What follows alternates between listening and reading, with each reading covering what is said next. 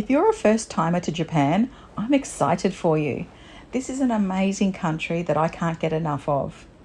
And to hopefully help you out with your planning, I've pulled together a handful of tasks that you can undertake before your trip, so you're set to go.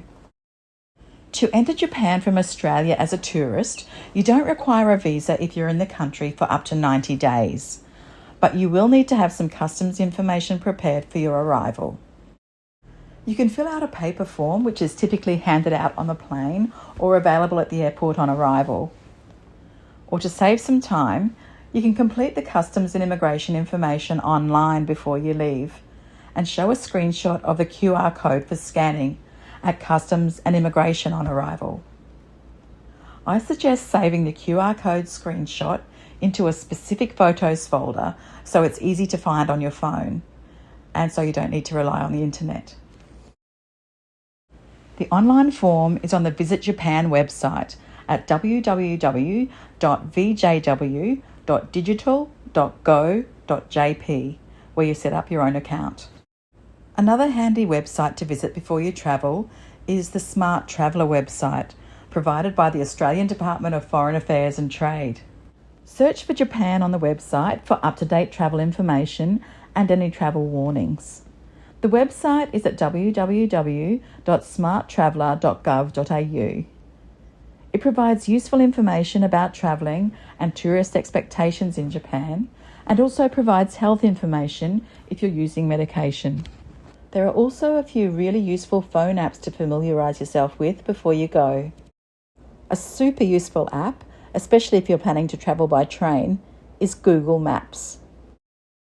In the app, enter a search for directions between particular locations and hit the train icon.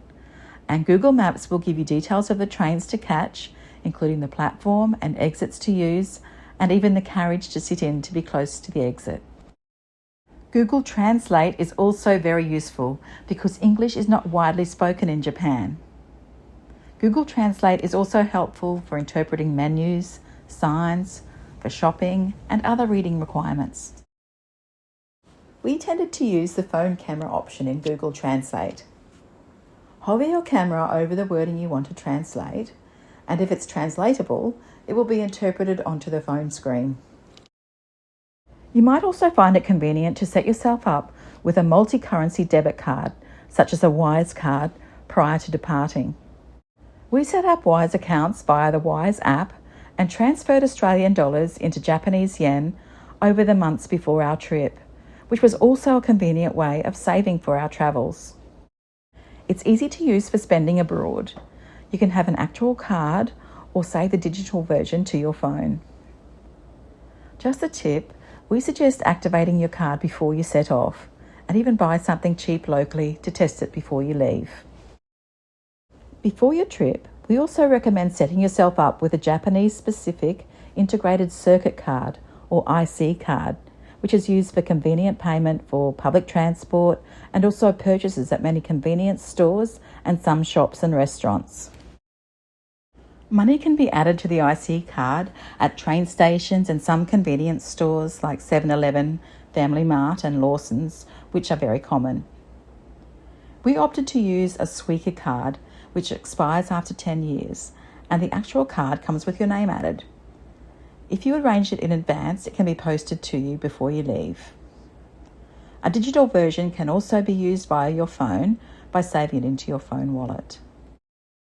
Also note that in 2026, likely from the spring season, rail travel payments for at least some rail companies are expected to become more flexible with the use of various debit and credit cards to tap on and off for your train trips. Keep an eye out on the internet for updates. This is not so much related to pre-planning, but there are also some upcoming changes to tax-free shopping in Japan, so be sure to Google so you have the latest information. In any case, you are required to carry your passport with you at all times in Japan, which you will need for tax-free shopping under the current arrangements. As of now, January 2026, the existing arrangement is that if foreign visitors spend over 5,000 yen, or about $50 Australian, at authorised stores, you can avoid paying the 10% consumption tax by presenting your passport at the appropriate service counter at the store. Tax-free consumable purchases, such as cosmetics, food and beverages, must be sealed at the store and taken out of Japan within 30 days. Other general tax-free goods, which are not consumables, must leave the country within 6 months. Also note that you'll need some cash on hand, whether to top up your IC card, for shopping at markets, or some smaller shops and restaurants and food stalls that are cash only. It's also handy to have a supply of coins, especially for giving to the offertory boxes at temples and shrines. But you can also start to save your coin change after you first arrive in Japan. For continued phone data while you're in Japan, we recommend an eSIM. You can register with an eSIM provider before you leave and arrange for it to become active when you touch down in Japan. Choose a package that suits your usage and the duration of your trip. I found arranging an eSIM with the provider Saily was less expensive than using international roaming through my usual provider. You might also enjoy doing your own Google searches to pre-plan your journeys. Depending on which cities and locations you're visiting, it could be worth arranging a particular rail pass that covers those locations. Google for the relevant train companies servicing your destinations and the rail passes available. YouTube is also a very handy source of information. I learned so much about Japan by watching all sorts of YouTube videos in the lead up to our travels, which is why I decided to create my own videos. YouTube helps you discover some amazing side trips to add to your itinerary. To finish off, I want to help you be prepared for a couple of common tourist activities in Japan. You might like to pre-purchase a blank page book for the many variations of tourist stamps that are available to collect along your travels.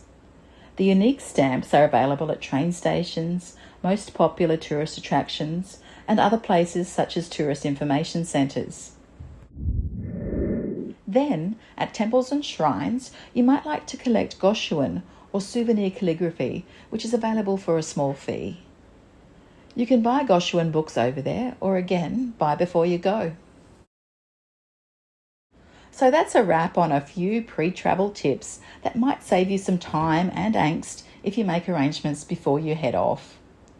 Enjoy your trip and don't forget your passport. Also, check out our packing tips video and subscribe to the channel for more Japan content.